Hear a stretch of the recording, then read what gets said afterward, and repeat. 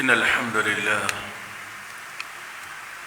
لله نحمده ونستعينه ونستغفره ونؤمن به ونتوكل عليه ونعوذ بالله من شرور أنفسنا ومن سيئات أعمالنا ومن يهده الله فلا مضل له ومن يضلله فلا هادي له وأشهد أن لا إله إلا الله وأشهد أن محمدًا عبده ورسوله يا أيها الذين آمنوا اتقوا الله حق تقاته ولا تموتن إلا وأنتم مسلمون يا أيها الناس اتقوا ربكم الذي خلقكم من نفس واحدة وخلق منها زوجها وبث منهما رجالا كثيرا ونساء واتقوا الله الذي تساءلون به والأرحام إن الله كان عليكم رقيبا يا أيها الذين آمنوا اتقوا الله وقولوا قولا سديدا يصلح لكم أعمالكم ويغفر لكم ذنوبكم ومن يطع الله ورسوله فقد فاز فوزا عظيما أما بعد فإن خير الحديث كتاب الله وخير الهدي هدي محمد صلى الله عليه وسلم وشر الأمور محدثاتها وكل محدثة بدعة وكل بدعة ضلالة وكل ضلالة في النار أعوذ بالله من الشيطان الرجيم بسم الله الرحمن الرحيم قال لا تختصموا لدي وقد قدمت إليكم بالوعيد ما يبدل القول لدي وما ظلام للعبيد يوم نقول لجهنم هل امتلأت وتقول هل من مزيد وأزلفت الجنة للمتقين غير بعيد هذا ما توعدون لكل أواب حفيظ من خشي الرحمن بالغيب وجاء بقلب منيب ادخلوها بسلام ذلك يوم الخلود. وقال تعالى في موضع آخر قل إن كنتم تحبون الله فاتبعوني. मोहतरम हाज़रीन जुमा और पर्दा नशी ख़वातीन इस्लाम, हर तरह की हम्दो सना उस अल्लाह वहदहू ला शरीक के लिए लायक़ व ज़ेबा है जो अकेला इस कायनात के ज़र्रे ज़र्रे का मालिक व मुहाफ़िज़ है। उसके बाद तमाम अम्बिया किराम पर दरूद व सलाम हो, बिलखुसूस हमारे और आपके आखिरी नबी पर सल्लल्लाहु अला नबीना मुहम्मद व आलिहि व अस्हाबिहि अजमईन। मोहतरम हाज़रीन जुमा, आज के इस खुतबे जुमा में अल्लाह के फ़ज़ल और उसकी तौफ़ीक़ से आपके सामने जिस मौजू के तहत मुख्तसर वक्त में कुछ बातें करने के लिए खड़ा हुआ हूँ, वो मौजू है इत्तिबाए रसूल सल्लल्लाहु अलैहि वसल्लम। अल्लाह से दुआ है कि रब्बुल आलमीन कहने वाले को हक़ बात, दुरुस्त बात कहने की तौफ़ीक़ और कहने और सुनने वाले को अमल की अल्लाह तौफ़ीक़ नसीब फरमा, आमीन। मोहतरम हज़रात, इत्तिबाए रसूल सल्लल्लाहु अलैहि वसल्लम एक बड़ा अहम मौजू है। मुख्तलिफ़ मौज़ूआत पर आपके सामने गुफ्तगू होती है, बात होती है, लेकिन इत्तिबाए रसूल सल्लल्लाहु अलैहि वसल्लम इसके ताल्लुक़ से भी हमारे सामने बातें हम सुनते हैं, लेकिन याद दिहाने के लिए باتیں ہونی ضروری ہے۔ آپ دیکھیے سب سے پہلے کہ اتباع کس کو کہتے ہیں، اتباع کا معنی کیا ہے۔ جب ہم قرآن اور حدیث کو پڑھتے ہیں تو سینکڑوں مقامات پر قرآن مجید میں اللہ تعالیٰ نے نبی کریم صلی اللہ علیہ وسلم کی اتباع کرنے کا اللہ نے حکم دیا ہے۔ اللہ تعالیٰ نے کہا قُلْ إِن كُنتُمْ تُحِبُّونَ اللَّهَ فَاتَّبِعُونِ، کہ نبی کریم صلی اللہ علیہ وسلم آپ لوگوں سے کہہ دیجئے کہ اگر حقیقت میں تمہیں مجھ سے محبت ہے تو تم میری اتباع کرو۔ اتباع کا معنی ہوتا ہے کہ پیچھے پیچھے چلنا، پیچھے نقش قدم پر اس کے برابر پیچھے اس کو فالو کرنا، اس کو چلنا، اس کے پیچھے چلنا، یہ اتباع کہلاتا ہے۔ اتباع رسول یعنی رسول اکرم صلی اللہ علیہ وسلم کے نقش قدم پر چلنا، زندگی کے ہر معاملات کے اندر آپ صلی اللہ علیہ وسلم کو فالو کرنا۔ اب اس کے لیے میں آپ کو اللہ کے رسول صلی اللہ علیہ وسلم کی ایک حدیث سے دلیل دیتا ہوں کہ اللہ کے رسول صلی اللہ علیہ وسلم اتباع کے لیے، اللہ کے رسول صلی اللہ علیہ وسلم جب اپنی دعوت کی شروعات کیے اور اپنی دعوت کو لے کر آپ صلی اللہ علیہ وسلم جب لوگوں کے بیچ جانے لگے تو آپ صلی اللہ علیہ وسلم بازار اور مارکیٹوں میں بھی جایا کرتے تھے، لوگوں کو کہتے یا ایھا الناس قولوا لا الہ الا اللہ، لوگوں لا الہ الا اللہ کہو تم کامیاب ہو جاؤ گے۔ اللہ کے رسول صلی اللہ علیہ وسلم جہاں جہاں جس جس جگہ جاتے آپ کے پیچھے پیچھے آپ کا چچا، آپ کا دشمن یعنی ابو لہب یہ آپ کے پیچھے پیچھے رہا کرتا تھا، اور آپ صلی اللہ علیہ وسلم کی پیچھے پیچھے یہ پیروی کرتا تھا۔ اور جیسے اللہ کے رسول صلی اللہ علیہ وسلم اپنی بات ختم کر لیتے فوراً کھڑا ہوتا یہ اور کہتا کہ لوگوں اس کی بات مت مانو، یہ شخص لوگوں کے درمیان، فیملی کے درمیان جدائی پیدا کرتا ہے، یہ شخص شاعر ہے، مجنون ہے، اس طرح کی باتیں کہتا۔ تو یہاں کیا ہے دلیل کے پیچھے پیچھے، یعنی جہاں اللہ کے رسول صلی اللہ علیہ وسلم جاتے یہ آپ صلی اللہ علیہ وسلم کے پیچھے جاتا، اور آپ صلی اللہ علیہ وسلم کی دعوت اور آپ کے پیغام اور آپ کے میسیج کے بعد فوراً کھڑے ہو کر کے لوگوں کو آپ کی دعوت سے لوگوں کو روکنے کے لیے یہ کھڑا ہو کر کے کہتا والعیاذ باللہ۔ اللہ کے رسول صلی اللہ علیہ وسلم کی اتباع میں دنیا اور آخرت کی کامیابی اللہ تبارک و تعالیٰ نے مضمر رکھی ہے۔ اللہ تبارک و تعالیٰ نے دنیا اور آخرت کی ساری کامیابی اللہ کے رسول صلی اللہ علیہ وسلم کی اتباع کے اندر ہے۔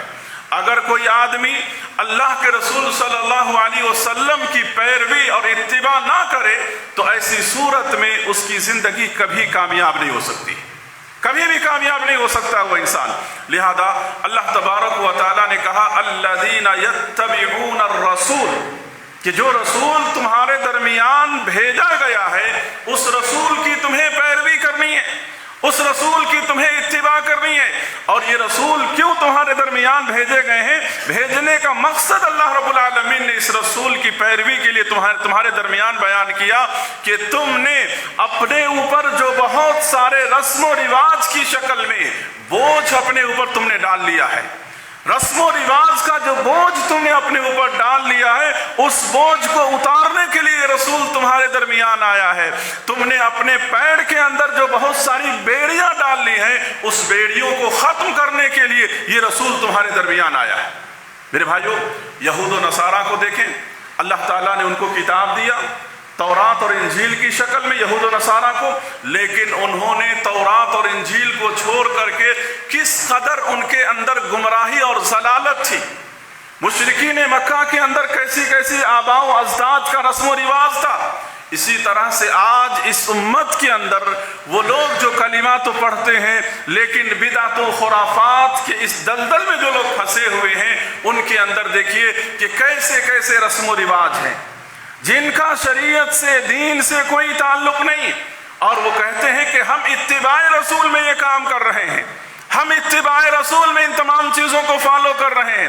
جیسے کہ ان کے درمیان قبر پرستی، ان کے درمیان نظر و نیاز غیر اللہ کے لیے، ان کے درمیان یہ چلا، یہ دسواں، یہ برسی، یہ تمام کی تمام چیزیں، یہ ان تمام چیزوں کو جو شریعت کے پاس اس کی کوئی حیثیت نہیں ہے، اور وہ یہ سمجھ کر کے اجر و ثواب کے نبی کے نقش قدم پر ہم چل کر کے اس کام کو انجام دے رہے ہیں، جبکہ اللہ تعالیٰ نے ان تمام چیزوں کا رد کرتے ہوئے کہا کہ ان تمام بوجھ کو جو تم نے رسم و رواج کی شکل میں اپنے اوپر تم نے ڈال لیا ہے، اس رسم و رواج کو یہ نبی ختم کرنے کے لیے آیا، ان تمام چیزوں کو تمہارے درمیان سے اس کا صفایا کرنے کے لیے آیا ہے۔ لہذا اتباع رسول صلی اللہ علیہ وسلم کے بغیر انسان کی زندگی کامیاب نہیں ہو سکتی ہے۔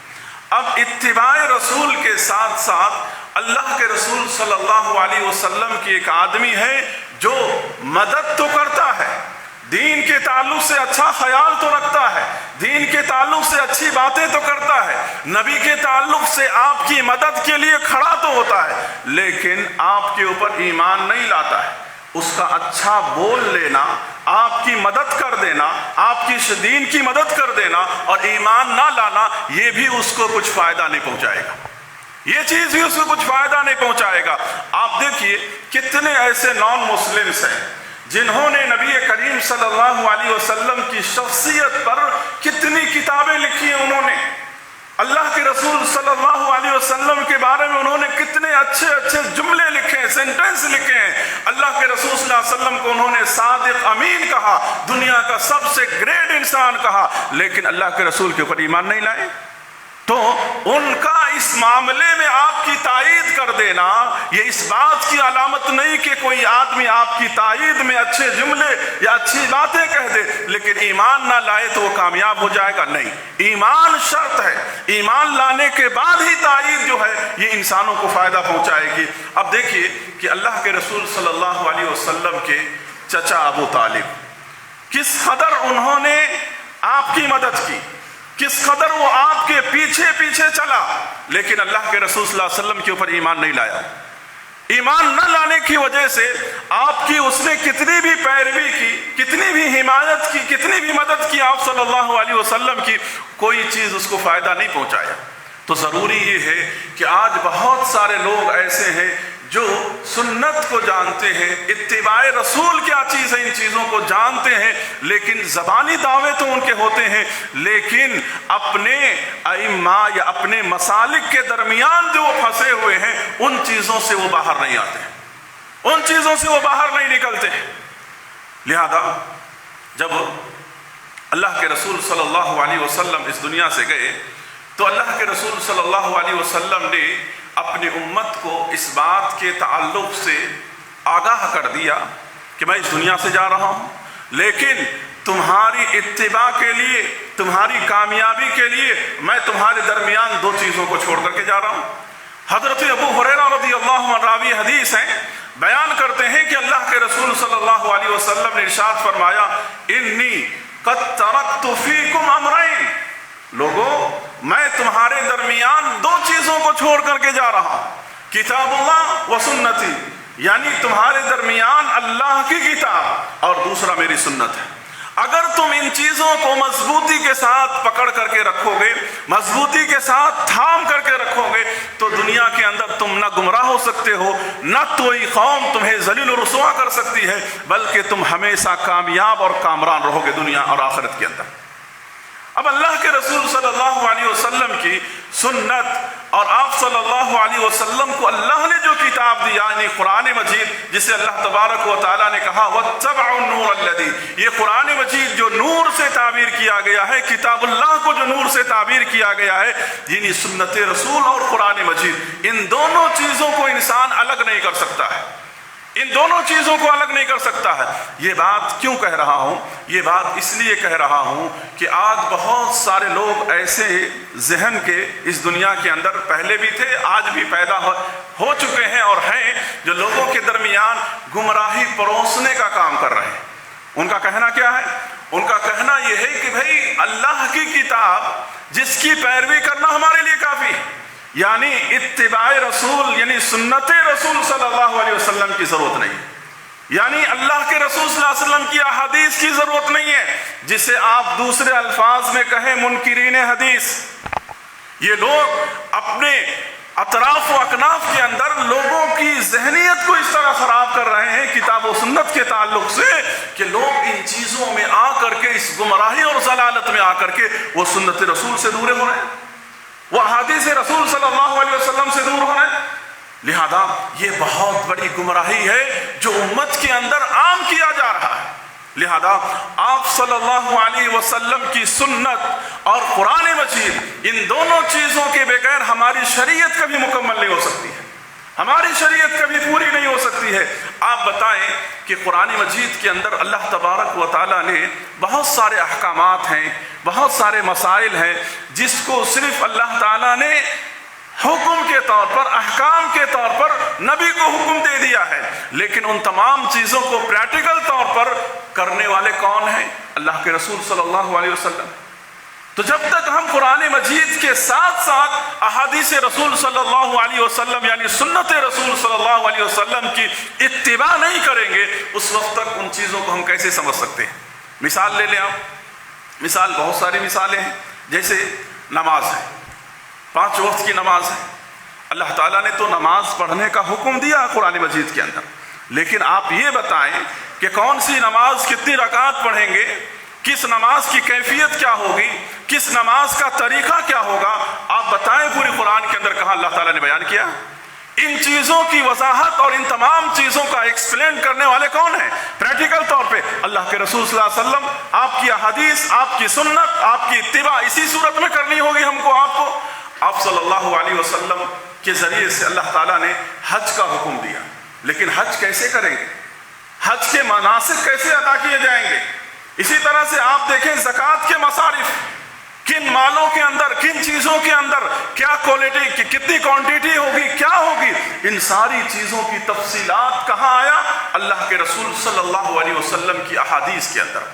لہذا جو لوگ اس طرح کی گمراہی پھیلاتے ہیں کہ قرآن مجید ہمارے لیے کافی ہے، احادیث یعنی سنت رسول صلی اللہ علیہ وسلم کے منکر بن کر کے زندگی گزارتے ہیں، ایسے لوگوں کو اللہ سے ڈرنا چاہیے۔ اللہ تبارک و تعالیٰ نے قرآن مجید سورۃ النور کی آخری آیتوں میں اللہ رب العالمین نے کہا، آخری صفحے کی آیت میں کہ فَلْيَحْذَرِ الَّذِينَ يُخَالِفُونَ عَنْ أَمْرِهِ، کہ جو لوگ سنت رسول یعنی اللہ کے رسول کے حکم کی خلاف ورزی کرتے ہیں، ان لوگوں کو چاہیے کہ وہ اللہ کے عذاب سے ڈرے۔ کہیں ایسا نہ ہو کہ اللہ تعالیٰ آسمان سے کوئی عذاب نازل کر دے، کہیں ایسا نہ ہو کہ اللہ تعالیٰ ان کے اوپر زلزلہ اور کوئی چیز مسلط کر دے جس کی وجہ سے ان کی زندگیاں تباہ و برباد ہو جائے۔ مفسرین کرام نے اس آیت کی تفسیر میں یہاں پر بالخصوص اجمالی طور پر یہ اس بات کو بیان کیا ہے کہ سنت رسول کی مخالفت کی وجہ سے اللہ تعالیٰ غضبناک ہوتا ہے، اور اللہ تعالیٰ غضبناک ہو کر کے تمہارے اوپر کوئی بھی عذاب اللہ تعالیٰ تمہارے اوپر نازل کر سکتا ہے۔ لہذا آج امت کی حالت دیکھیے، آج امت اتنی بڑی تعداد میں، اس کے باوجود آج ذلت و رسوائی ہمارا مقدر بنا ہوا ہے، ذلت و رسوائی کی زندگی ہماری مقدر بنی ہوئی ہے۔ کیا وجہ ہے؟ جہاں بہت سارے وجہ ہے، وہاں پر ایک وجہ یہ بھی ہے کہ آج جان بوجھ کر کے ہم سنت رسول کی مخالفت کر رہے ہیں اور اللہ کے رسول صلی اللہ علیہ وسلم کی اتباع کرنے سے ہم اپنے آپ کو روگردانی کر رہے ہیں۔ لہذا ہمارے درمیان جو آپسی اختلاف ہے، کتنا بڑا اختلاف ہے، یہ اختلافات کیا کم بڑی مصیبت ہے؟ آپسی تناؤ کم بڑی مصیبت ہے، کم بڑی آزمائش ہے؟ اس سے بڑا آزمائش اور کیا ہو سکتا ہے کہ ہم سب دین اور شریعت ایک ہوتے ہوئے آج ہمارے درمیان ہم ایک نہیں ہو رہے۔ تو یہ اللہ کے رسول صلی اللہ علیہ وسلم کی اتباع کی یعنی روگردانی کرنے کی وجہ سے، آپ صلی اللہ علیہ وسلم کی یعنی اتباع سے منہ موڑنے کی وجہ سے یہ سارے مسائل ہمارے درمیان پیدا ہو رہے ہیں۔ لہذا شریعت نے ہم کو کہا کہ اللہ کے رسول صلی اللہ علیہ وسلم کی اتباع کرنا ہے، کسی شخصیت کی اتباع نہیں کرنا ہے، کسی شخصیت کی شخصیت پرستی نہیں کرنی ہے۔ لہذا آپ دیکھیے یہ مسئلہ اور یہ بات قرآن مجید نے پہلی بیان کیا، جیسے کہ ابراہیم علیہ السلام کے تعلق سے قرآن مجید نے کہا کہ ابراہیم علیہ السلام یہودی تھے، کسی نے کہا ابراہیم علیہ السلام نصارہ تھے، جبکہ قرآن مجید نے ان تمام باتوں کی تردید کرتے ہوئے کہا ما کان ابراہیم یہودیوں ولا نصرانی، ابراہیم علیہ السلام نہ تو یہودی تھے نہ تو نصارہ تھے، کیا تھے؟ دین حنیف کے ماننے والے مسلمان تھے، وہ مسلم تھے وہ۔ لہذا آج بھی بہت سارے لوگ ائمہ اربعہ جن کا احترام ہم کرتے ہیں، جن کی خدمات کا ہم اعتراف کرتے ہیں، جن کا دل سے ہم قدر کرتے ہیں، لیکن انہوں نے خود کیا کہا؟ لوگوں سے یہی کہا کہ لوگوں، جہاں کہیں بھی کتاب اللہ اور سنت رسول صلی اللہ علیہ وسلم تمہارے درمیان آ جائے، وہاں پر میری بات کو چھوڑ دینا۔ آج لوگ اس معاملے کے اندر کس قدر اندھے بنے ہوئے، کس قدر اتباع شخصیت پرستی کے اندر مبتلا ہے آج اتباع رسول کو چھوڑ کر کے۔ لہذا آپ دیکھیے، میں چاروں ائمہ کی ایک ایک جملے میں آپ کے سامنے بیان کرتا ہوں۔ امام ابو حنیفہ رحمۃ اللہ علیہ، جن کی عزت، جن کا احترام ہم دل سے کرتے ہیں، جنہوں نے باقاعدہ طور پر امت کے لیے بہت بڑا کام انجام دیا، اللہ کے بڑے نیک بندے تھے، لیکن انہوں نے کیا کہا؟ لوگوں، کتاب و سنت کے خلاف، یعنی کتاب و سنت کے خلاف جہاں کہیں بھی میری بات آئے، اگر میں نے انسان ہونے کے ناطے ایسی کوئی بات کہہ دی ہے جو کتاب اللہ اور سنت رسول کے خلاف ہے، میری بات کو چھوڑ دینا اور کتاب اللہ اور سنت رسول کو اپنا لینا۔ آج بتائیں، کوئی حنفی اپنے آپ کو جو امام ابو حنیفہ کی طرف اپنے آپ کو منسوب کرتا ہے، کیا ہے اس کے اندر یہ وسعت، یہ صلاحیت ہے اس کے اندر کہ جہاں صاف طور پر، واضح طور پہ اللہ کے رسول کی حدیث ہو اور وہاں پر اس چیز کو اپناتا ہو؟ نہیں بھائی، ہمارے مسلک میں نہیں، ہمارے امام کے پاس نہیں ہے۔ کہاں، کس جگہ پر امام نے کہا کہ تم ان کی ہی بات لینا ہے؟ بلکہ انہوں نے تو کہا کتاب اللہ اور سنت رسول کو لو۔ دیکھیے آپ، امام شافعی رحمۃ اللہ علیہ، امام شافعی رحمۃ اللہ علیہ فرماتے ہیں، کہتے ہیں کہ نبی کی سنت واضح ہو جانے کے بعد، یہ میرے جملے نہیں ہیں، یہ امام شافعی کے جملے ہیں، بیان کرتے ہیں کہ نبی کی سنت واضح ہو جانے کے بعد گرچہ سارے لوگ ایک طرف ہو جائیں، لیکن نبی کی سنت کو تم اپنانا، نبی کی سنت کو تم لینا۔ یعنی نبی کی سنت کی مخالفت کرنے والے لوگ کتنی بڑی تعداد میں بھی آ جائے، اس تعداد کو تمہیں نہیں دیکھنا ہے، دیکھنا کس چیز کو ہے؟ سنت رسول صلی اللہ علیہ وسلم کو دیکھنا ہے، اس کی اتباع تمہیں کرنا ہے۔ آپ اور آگے بڑھیں، اسی طرح سے امام مالک رحمۃ اللہ علیہ، امام مالک رحمۃ اللہ علیہ یہ وہ امام ہیں جنہیں اللہ تعالیٰ نے یہ شرف حاصل کیا تھا، یہ مقام اللہ تعالیٰ نے ان کو عطا کیا تھا کہ مسجد نبوی کے اندر اللہ کے رسول صلی اللہ علیہ وسلم کے قبر کے قریب بیٹھ کر کے یہ حدیث کا درس دیا کرتے تھے، حدیث کا درس دیا کرتے تھے، اور جو بھی حدیث پڑھتے اللہ کے رسول صلی اللہ علیہ وسلم کی قبر کی طرف اشارہ کرتے اور کہا کرتے تھے اس قبر والے کی یہ بات ہے، صاحب حاضل قبر، اللہ کے رسول صلی اللہ علیہ وسلم کی قبر کی طرف اشارہ کر کے امام مالک رحمۃ اللہ علیہ بیان فرماتے ہیں کہ دنیا کے اندر ہر شخص کی بات لی جا سکتی ہے اور چھوڑی جا سکتی ہے، ہر شخص کی بات لی جا سکتی ہے اور چھوڑی جا سکتی ہے، بات اچھی ہوگی آدمی لے سکتا ہے، بات اچھی نہیں آدمی اس کو چھوڑ دے گا، لیکن صاحب حاضل قبر، اللہ کے رسول صلی اللہ علیہ وسلم کی قبر کی طرف اشارہ کرتے ہوئے کہا کرتے تھے کہ یہ وہ شخص ہے جس کی بات صرف لی جائے گی، چھوڑی نہیں جائے گی۔ یہ کون ہے؟ امام مالک رحمۃ اللہ علیہ، جو مالکی ہیں۔ کیا اللہ کے رسول صلی اللہ علیہ وسلم کی سنت واضح ہو جانے کے بعد، آپ کا حکم آ جانے کے بعد، آپ کی سنت آنے کے باوجود کیا وہ اس پہ عمل کرتے ہیں؟ حقیقی اپنے آپ کو مالکی کہلانے کے لائق ہیں کیا وہ؟ تو لہذا امام احمد بن حنبل رحمۃ اللہ علیہ، جن کو امام اہل السنہ کہا جاتا ہے، امام احمد بن حنبل رحمۃ اللہ علیہ کہتے ہیں کہ مجھے تعجب ہوتا ہے ان لوگوں پر، یہ ان کے جملے ہیں، یہ کہتے ہیں کہ مجھے تعجب ہوتا ہے ان لوگوں پر کہ جو لوگ اللہ اور اس کے رسول صلی اللہ علیہ وسلم کی سنت اور تعلیمات کو جاننے کے باوجود اس کی مخالفت کرتے ہیں، جبکہ اللہ تعالیٰ نے قرآن مجید کے اندر بیان کر دیا فَلْيَحْذَرِ الَّذِينَ يُخَالِفُونَ عَنْ أَمْرِهِ، کہ جو لوگ اللہ کے رسول صلی اللہ علیہ وسلم کی مخالفت کرتے ہیں کسی معاملے میں، تو ان کے اوپر اللہ کا عذاب آ جائے، مجھے اس بات کا ڈر ہے۔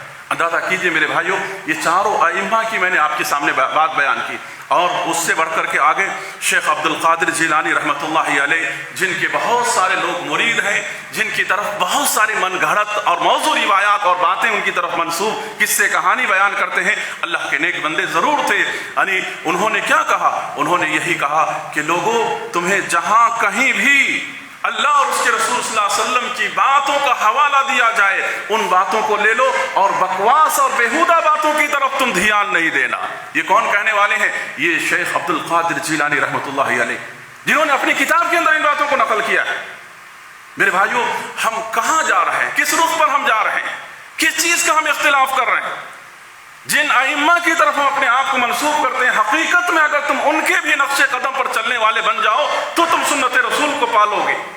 لیکن ضرورت اس بات کی ہے کہ اپنی ذہنیت کو، اپنے آباء و اجداد کی جو فکر ہمارے دلوں و دماغ کے اندر بیٹھی ہوئے، ان چیزوں کو پہلے نکالنا ہوگا، ان تمام چیزوں کو ختم کرنا ہوگا۔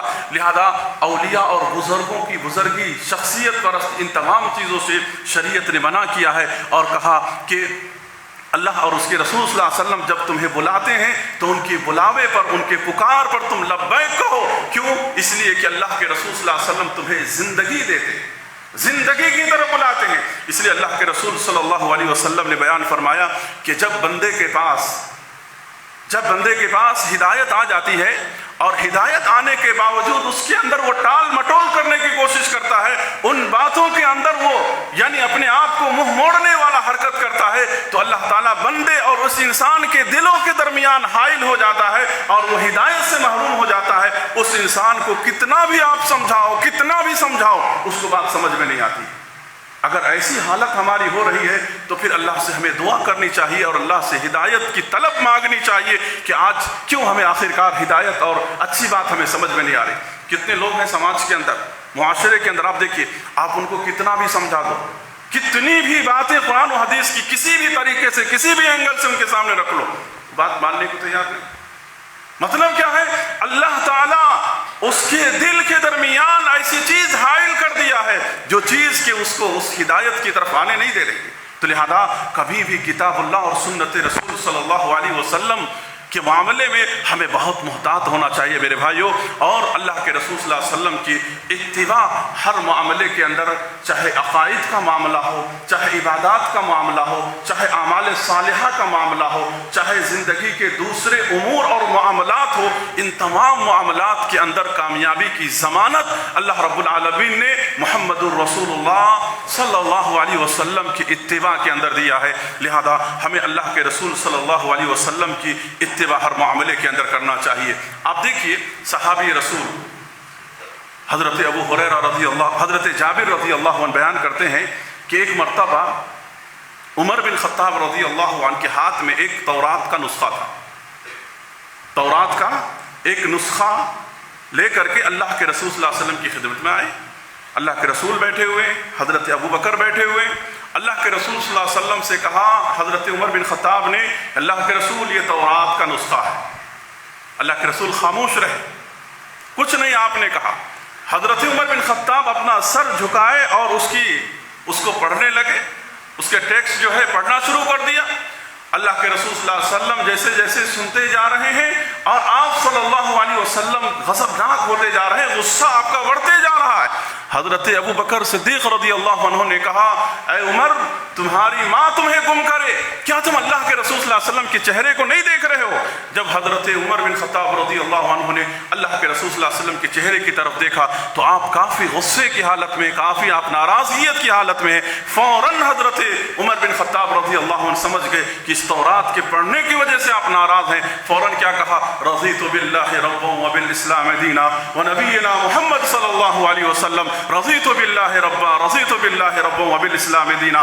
بار بار جب حضرت عمر بن خطاب رضی اللہ عنہ نے کہا کہ ہم اس بات سے راضی ہیں کہ اللہ ہمارا رب ہے، آپ ہمارے نبی ہیں اور آپ کی لائی ہوئی شریعت سے ہم خوش ہیں، جب اس بات کو انہوں نے کہا تو اللہ کے رسول صلی اللہ علیہ وسلم نارمل حالت میں ہوئے۔ اس وقت اللہ کے رسول صلی اللہ علیہ وسلم نے کیا کہا تھا؟ اللہ کے رسول صلی اللہ علیہ وسلم نے یہی کہا کہ تورات، یہ کتاب کن کو دیا گیا تھا؟ حضرت موسیٰ علیہ السلام کو اللہ نے دیا تھا۔ کہا لو کان موسیٰ حیا، لو کان موسیٰ حیا لاتبعتہ، اگر حضرت موسیٰ بھی زندہ ہوتے آج میرے نبی بنائے جانے کے بعد تو ان کو تورات کی پیروی کرنے کا حکم نہیں دیا جاتا، بلکہ میری اتباع کرنے کا حکم دیا جاتا، میری اتباع کرنے کا حکم دیا جاتا۔ آج لوگ نبی کی سنت کو چھوڑ کر کے، نبی کی شخصیت اور آپ کی ذات کو چھوڑ کر کے، کتاب اللہ اور سنت کو چھوڑ کر کے نہ جانے کن کن چیزوں کی پیروی کرنے کے پیچھے لگے ہوئے۔ किन किन चीजों के अंदर लोग हिदायत को तलाश कर रहे हैं, कहां कहां भटक रहे हैं, जबकि किताब और सुन्नत खुली यानी रोशन किताब की तरह है, यानी पूरी तरह से वाज़ेह दलील के साथ हमारे सामने मौजूद है। तो लिहाजा मेरे नौजवानों, मेरे दोस्तों, मेरे भाइयों और ख़वातीन इस्लाम, हमारी ज़िंदगी के अंदर कामयाबी अल्लाह के रसूल सल्लल्लाहु अलैहि वसल्लम की इत्तिबा में है। लिहाजा हम अल्लाह के रसूल सल्लल्लाहु अलैहि वसल्लम की इत्तिबा के ज़रिए से अपनी ज़िंदगी को कामयाब बनाने की कोशिश करें। जहाँ जिस जगह भी अल्लाह की बात आ जाए, जहां जिस जगह भी नबी की बात आ जाए, अपने आप को सरेंडर कर दो, अपने आप को उसके हवाले कर दो और उस पर अमल करने वाला बन जाओ। लिहाजा हजरत इब्न अब्बास रज़ियल्लाहु अन्हु ने एक मौके पर कहा था कि लोगों, तुम कैसे हो कि मैं तुम्हारे दरमियान कह रहा हूं अल्लाह के रसूल सल्लल्लाहु अलैहि वसल्लम ने ये कहा, और तुम कह रहे हो कि अबू बकर उमर ने ऐसा कहा। यानी अल्लाह के रसूल सल्लल्लाहु अलैहि वसल्लम की हदीस के सामने अबू बकर उमर की भी कोई बात नहीं ली जाएगी, अबू बकर उमर की बात को भी रद्द कर दिया जाएगा, लेकिन अल्लाह के रसूल सल्लल्लाहु अलैहि वसल्लम की बात को रद्द नहीं की जा सकती है। लिहाजा अल्लाह ताला ने कहा वमा अताकुमुर रसूल फखुदूहु, जहाँ कहीं भी जिस जगह भी तुम्हें अल्लाह के रसूल सल्लल्लाहु अलैहि वसल्लम तुम्हें कोई बात देते हैं, उस बात को लेने की कोशिश करो, और जिन चीज़ों से तुम्हें मना करते हैं उन चीज़ों से रोको। यही दीन है, यही इस्लाम है, यही कामयाबी है। लिहाजा अल्लाह रब्बुल आलमीन से हम यही दुआ करते हैं कि रब्बुल आलमीन हमको आपको सही मानों में अल्लाह के रसूल सल्लल्लाहु अलैहि वसल्लम की इत्तिबा करने की अल्लाह तौफीक दे, और हर तरह की यानी ज़लालत और गुमराही वाले जो भी काम है उन चीज़ों से अल्लाह हमारी हिफाजत फरमा। आमीन। सल्लल्लाहु अला नबिय्यिना मुहम्मद। अक़ूलु क़ौली हाज़ा अस्तग़फ़िरुल्लाह ली व लकुम।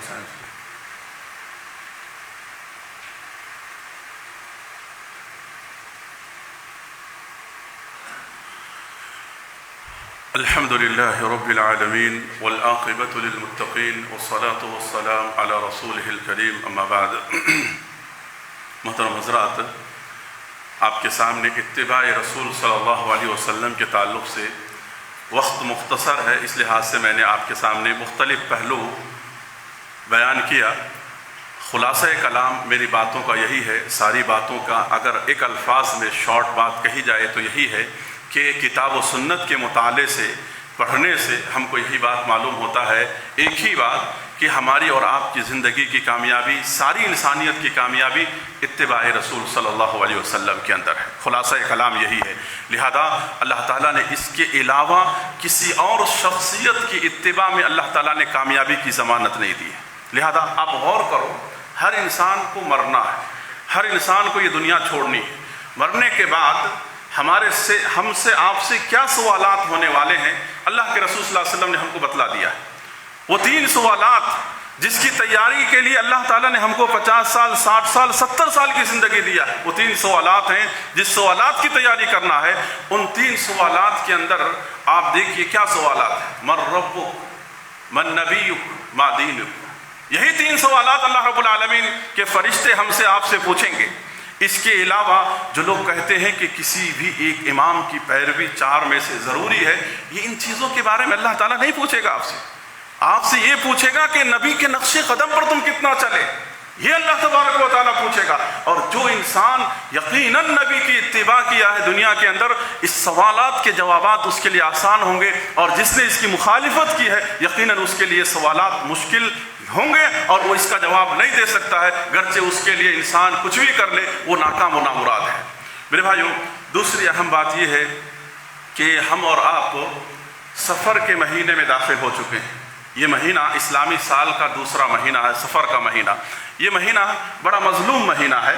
बड़ा मज़लूम महीना इस माने में है कि बहुत सारे लोग इस महीने को मनहूस समझते हैं, यानी ये महीना खैर से खाली है। इस महीने में कोई अच्छा काम नहीं करना, सफ़र के महीने में शादी नहीं करना, नए घर में नहीं दाखिल होना, तिजारत की शुरुआत नहीं करना, अच्छे कारोबार नहीं करना, यानी बहुत सारी ऐसी वाहियाना चीज़ों के अंदर यानी लोग दाखिली सोच अपने अंदर रखते हैं जिसका शरीयत और दीन ने उन तमाम चीज़ों का रद्द किया है। लिहाजा ये महीना भी आम महीनों की तरह है। लोग इस महीने को मनहूस इसलिए समझते हैं कि सफ़र के महीने में अल्लाह के रसूल सल्लल्लाहु अलैहि वसल्लम क्या हुए थे?